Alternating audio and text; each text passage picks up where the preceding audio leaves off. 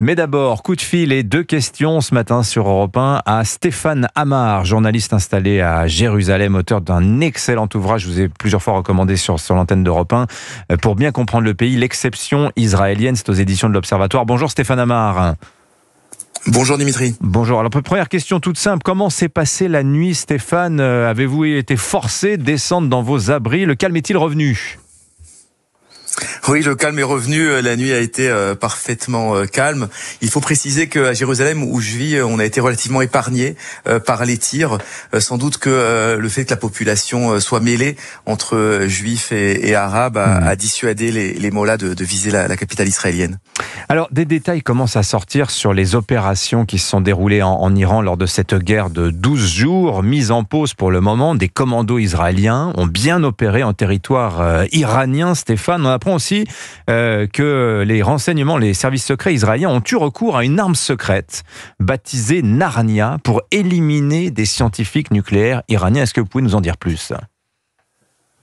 Bien, on découvre petit à petit que cette opération a été extrêmement bien préparée, sans doute depuis 2 décennies, puisque depuis l'arrivée de Mahmoud Ahmadinejad au pouvoir en Iran, eh bien les menaces de destruction d'Israël étaient quasiment quotidiennes. Et donc effectivement, le Mossad a infiltré de manière extrêmement profonde tout l'appareil d'État iranien jusqu'au sommet. Alors, petit problème de liaison avec Stéphane Amar, qu'on va tenter de recontacter rapidement. Ça, c'est évidemment les affres de des liaisons internationales. Bon, je crois que nous avons perdu Stéphane Amar une bonne fois pour toutes. Je vous rappelle... israélien, mais surtout, je dirais, par des collaborateurs iraniens sur place. Alors, vous avez perdu en cours de route Stéphane Amar, mais je suis heureux de vous avoir retrouvé.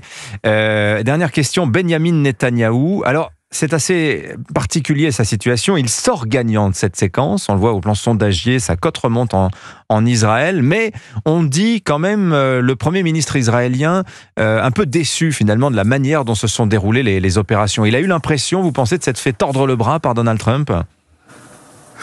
Non, je ne crois pas. Je dirais même l'inverse, c'est-à-dire que Benyamin Netanyahou a d'une certaine manière défié Donald Trump, qui s'opposait à une intervention militaire dans un premier temps.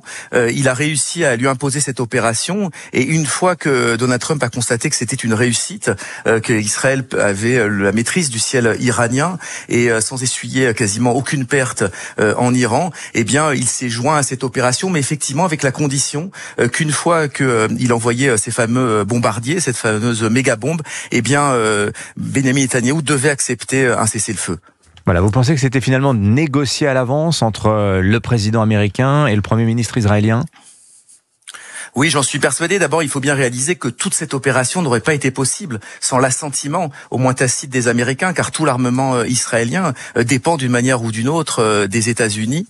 Et on l'a bien vu à la fin de cette séquence, même ce matin, puisque Donald Trump félicite Benyamin Netanyahou et même s'indigne que Benyamin Netanyahou doive comparaître devant la justice israélienne pour des affaires de corruption qui semblent tout à fait mineures aux yeux de Donald Trump. Merci beaucoup Stéphane Amar de vos lumières en direct donc de Jérusalem ce matin. Je rappelle le titre de votre ouvrage, L'exception israélienne, paru aux éditions de l'Observatoire. Il est 7h46.